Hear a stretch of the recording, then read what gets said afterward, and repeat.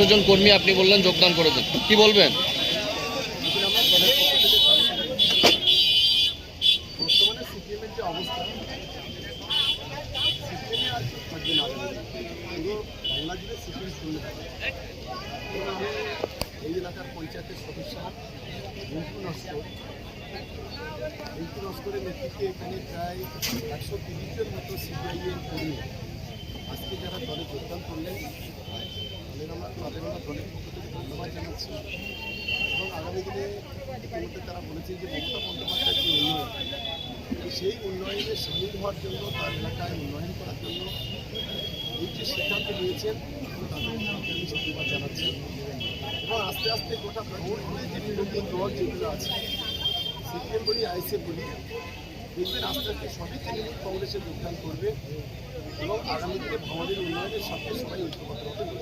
দাদা বক্তব্যের মধ্যে বলছিলেন যে কিছু আইএসএফ বা কিছু মালদেরকে এই দলে নেওয়া হবে না, সেগুলো কারা? দেখুন, আমরা কিছু সমাজবিরোধী আছে আইএসএফ, যারা 2023 সালের পঞ্চায়েত নির্বাচনে আমাদের তৃণমূল কংগ্রেসের কর্মী রাজু নস্করকে যারা খুন করেছে, যারা রশিদ মোল্লাকে খুন করেছে, যারা আমাদের মুসলিম ভাই, আমাদের 62 বছর বয়স, তাকেও মেরে খুন করেছে।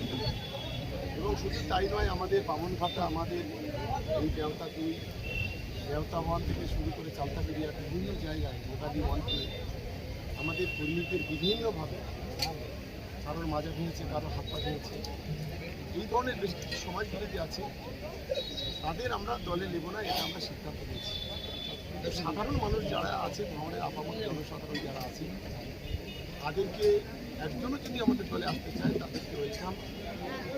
আমরা সকলকে সঙ্গে নিয়ে আমরা কাজ করতে চাই।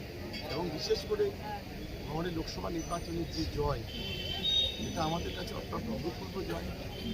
প্রায় 87,000-এরও বেশি ভোটে আমরা এখান থেকে জয়লাভ করেছি। তার জন্য আমরা ভাঙড়ের মানুষের কাছে কৃতজ্ঞ, ভাঙড়ের জনসাধারণের কাছে কৃতজ্ঞ, ভাঙড়বাসীর কাছে কৃতজ্ঞ। এবং তার মূল্য আগামী দিনে উন্নয়নের মাধ্যমে আমরা তাদেরকে পৌঁছে দেব।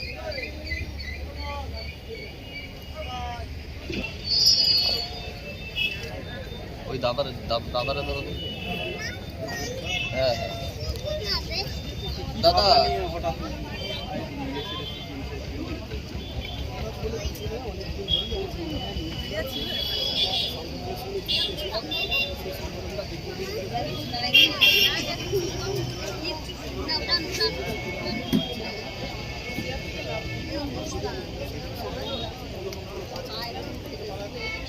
আমার দিক থেকে যে খারাপ লাগতে চাই, আমি যেভাবে